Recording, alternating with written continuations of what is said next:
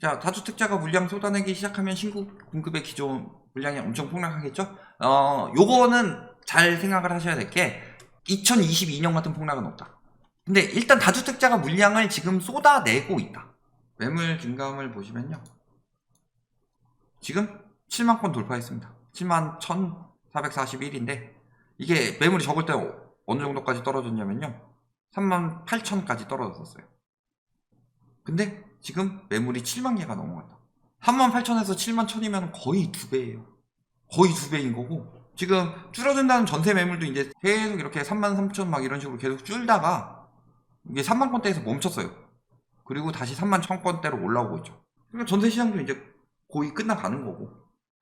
그래서 이미 매물은 늘었다. 이미 공급 과잉이다.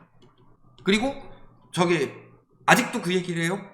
저도 오늘 그 기사 봤는데 뭐 3년 뒤에 지금 공급이 적으니까 그렇죠? 3년 뒤에 큰 폭풍이 몰아친다. 왜냐면 공급 물량 부족으로. 그래서 착공 실적이 줄어들었고 인허가가 줄어들었고 이런 것들 이야기를 하는데요. 그러면서 이야기를 하는 게 뭐예요? 9월에 3.3만 가구 분양 쏟아진다. 서울에만 1만 가구 쏟아진다. 그래서 3년 뒤에 공급 부족인데 지금 분양이 쏟아진다는 거예요. 즉 지금 이야기를 하는 게 뭐냐? 공급 부족이라고 해서 사람들을 마음을 급하게 만들어서 저 1만 가구나 되는 분양 물량을 소화시키려고.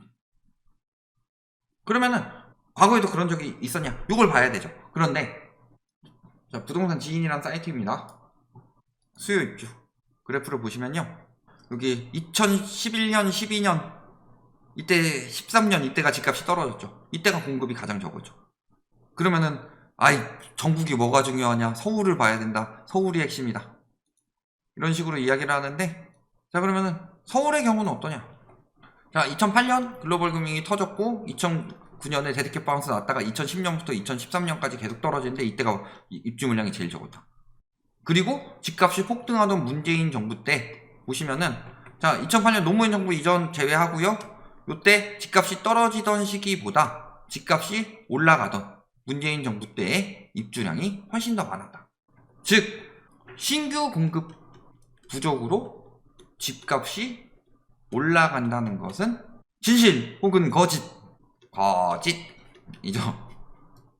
그러니까 핵심은 우리가 생각해야 될 건 수요와 공급이에요. 언론에서 이야기하는 거는 수요는 빼놓고 공급 이야기만 하는데 수요와 공급입니다. 그랬을 때 신규 공급도 나오고 있는데 기존 물량, 요 기존 물량이 쏟아진다는 거. 즉 매물이 쏟아진다는 것 자체가 뭐예요? 공급에 비해서 수요가 매우 부족하다는 소리예요.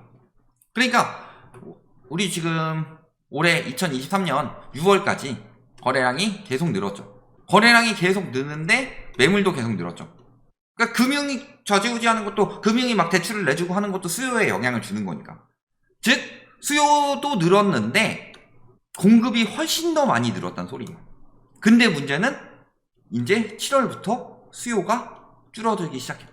왜냐면 6월, 7월 시중금리가 상승하기 시작했고 그 다음에 7월부터 정부에서 대출 억제를 들어가기 시작했고 이 두 가지 여파가 몰리면서 이게 이제 나오기 시작할 거예요. 하반기 때는 강화가 될 것이고 그런데 문제는 이제 8월 말부터 부동산 PF 문제가 만기가 돌아오기 시작했고 여기서 이제 9월에 지금 계속 이야기 나오고 있는데 아직 결정은 안 났죠. 자영업자 대출 연장 만기가 나올 수도 있고 그 다음에 또 9월에 뭐 이벤트들이 굉장히 많죠.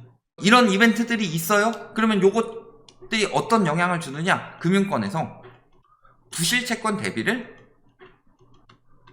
하도록 만든다. 부실채권 대비를 하는 방법은요. 대선 충당금을 높이고 그 다음에 그 신용도 낮은 대출을 줄인다. 이 두 가지를 금융권에서 진행을 하겠죠. 그러면 앞으로 대출 받기는 점점 더 힘들어질 거예요. 그리고 자금을 더 확보하기 위해서 금리는 더 계속 올라갈 거예요. 이게 수요를 계속 감축시키는 요인이 된다. 그런데 문제는 1, 2%대 금리 안 나온다고 그랬어요. 그러면은 코로나 때 뿐만이 아니라 2008년 글로벌 금융위기 이후 계속 저금리였다. 근데 이 저금리 시장이 다시는 안 온다는 거예요. 다시는 안 오는데 그러면 그만한 수요가 나올 수가 있느냐. 우리나라 IMF 터진 이후로 성장이 멈췄고, 그래서 IMF 이전까지는 중소기업 살아도 어느 정도 잘 살았죠. 대기업이 100 받으면은, 그래서 80년대에는 중소기업 한 90 받았고, 90년대에는 중소기업 한 80은 받았어요. 그리고 그때는 또 평생 직장 개념이 있었고, 평생 직장 개념까지 있어서 그때는 안정적으로 소득이 늘어나면서 집값이 올라가던 시기였다면은 2000년대 와서는요, 소득이 늘어서 집값 올라간 부분은 거의 없다. 사실 집값 상승분 중에서요, 태반은 소득 때문이 아니라 대출 때문이었어요. 여기에 문재인 정부 때 가장 크게 터진 거는 그 전에 전세자금 대출까지 풀면서 매매 시장 플러스 전세 시장. 그러니까 대출이 어떤 식으로 돼요? 전세입자가 자기 돈 플러스 대출, 전세자금 대출을 받아서 전세를 들어가요. 그럼 이 전세 자체도 대출이죠. 이 전세 자체 대출에다가 자기 돈 해가지고 갭 투기를 했단 말이에요. 그럼 여기서 1번 대출, 전세자금 대출. 그 다음에 2번 대출, 여기에다가 전세 보증금이라는 사적 대출. 여기에다가 자기 자본 되는데, 예를 들어 음마 아파트 이런 곳 같은 경우는 전세가가 싸죠. 재건축이라서. 그런데 집값은 어마어마하게 비싸기 때문에 여기에 주담대도 들어가요. 그래서 플러스 주담대까지. 그러니까 3개의 대출이 하나의 집에 포함이 된 거야.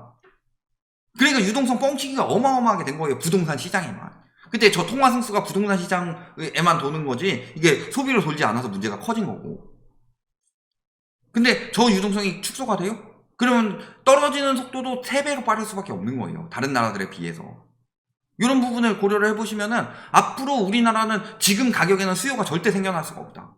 지금 가격에 수요가 생겨나기 위해서는 방법이 3가지가 있는데요. 첫 번째는 우리나라 진짜로 초전도체 개발해가지고 그게 막 우리나라 자체에 엄청난 이득이 되면서 사람들의 소득을 다 끌어올린다. 초전도체 막 이런 걸로 개발해가지고 우리나라 사람들 다 고용해가지고 막 가격을 끌어올린다. 이런 식으로 소득이 엄청나게 빠르게 늘어나든가. 아니면 대출을 다시 풀든가. 근데 대출을 다시 풀 수는 없죠. DSR이 적용됐기 때문에 예전처럼 대출 못 풀어요. 그리고 금리도 그만큼 안 낮춘다고 그랬어요. 그 다음에 3번째는 뭐예요? 하이퍼 인플레이션이 오든가. 아까 이야기한 베네수엘라 이런 나라처럼. 그래서 지금 20억인데 5년 뒤에도 20억이에요. 집값 안 떨어져. 그런데 짜장면 한 그릇에 1000만원씩 하고 있어. 이런 상황이 된다든가. 첫 번째는 굉장히 바람직한 상황이지만 가능성이 거의 없죠. 그러니까 이렇게 수요가 감소하고 있어. 그러니까 앞으로 수요는 계속 감소한다. 왜냐? 첫 번째는 우리가 인구 감소로 생각을 해볼 수가 있죠. 인구 감소가 생산 인구 감소로 이어지는 게 핵심이에요. 그 다음에 두 번째로는 그만큼의 대출이 안 나온다. 대출이 안 나오는데 문제는 세금이 올라갈 거예요. 세금이나 연금, 국민연금 이런 것들 올라갈 거다. 왜냐하면 부양비가 늘어나기 때문에. 근데 소비는 안 도니까 승수는 계속 줄어들죠. 그 다음에 세 번째로 미래 수요를 끌어다 썼다. 미래 수요를 다 끌어다 썼다. 원래는 신혼부부 결혼해서 한 10년 뒤에, 아까 30대 부부 말씀하셨죠? 30대 부부가 결혼하고서 한 어느 정도 자금을 마련해서 내 집 마련하는 게 답이에요. 근데 지금 막 집값 계속 오르고 지금 아니면 못 산다 해가지고 2030을 끌어다 썼어요. 근데 2030이 10년 뒤에 3040, 특히 30이 40 되면서 이 사람들이 집을 매입할 수요들인데 이 사람들이 미리 다 끌어다 쓴 거예요. 그러니까 더 이상 유입될 유동성이 없다. 그러니까 수요는 계속 줄어들 건데, 문제는 우리 신규 공급해가지고 신규 공급이 5만 채에서 3만 채가 됐어요. 공급 감소고 공급 부족이요. 이렇게 생각을 하는데 그게 아니라요. 100만 호에서 5만 채가 공급이 되면은 105만 호가 되는 거고, 그 다음에 3만 채가 공급이 되면은 108만 호가 되는 거예요. 즉 신규 공급은 계속적인 공급 누적을 만들어낸다. 그러면은 공급은 계속 늘어나고 수요는 계속 줄어들어요. 앞으로 이후에 집값 어떻게 되겠냐? 가구수 늘어나는 거예요? 가구수 늘어나는 건 집값이 올랐기 때문에 가구수가 늘어난 거예요. 세금 늘어나니까 다주택을 1주택으로 분산해서 늘어난 거지. 그래서 문재인 정부 말년에 2020년에 가구수 엄청 늘어났어요. 그때 빠져나갈 길 만들어주니까, 양도세 한시적 완화해주니까. 그래서 이런 수요 감소가 있는데 공급은 계속 누적이 된다. 그러면 집값은 당연히 박살이 날 수밖에 없다. 이렇게 보시면 되겠습니다.